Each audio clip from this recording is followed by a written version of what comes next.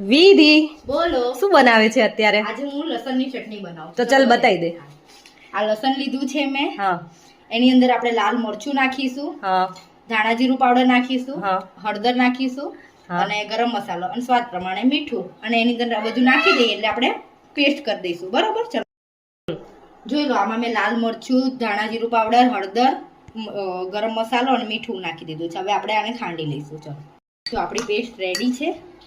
ચલો હવે આનો વઘાર કરી નાખીએ. આપણી તપેલી લીધી છે, એમાં આપણે છે ને 4 ચમચી જેટલું તેલ નાખી લઈશું.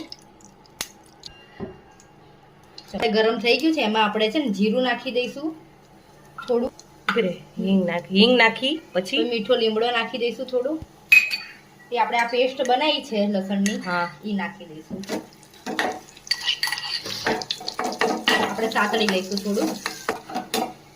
સતળાઈ ગયું છે હવે આપણું આ. હવે એમાં થોડુંક 2 ઘૂંટ જેટલું પાણી નાખી દઈશું એટલે આપણો મસાલો બળે નહીં. એટલે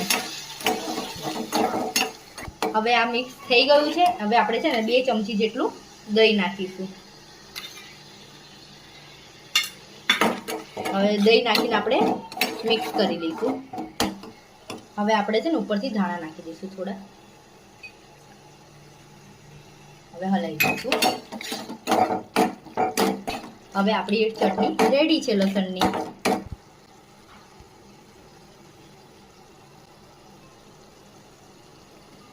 હવે આપણી લસણની દહીંવાળી ચટણી રેડી છે. ઓકે.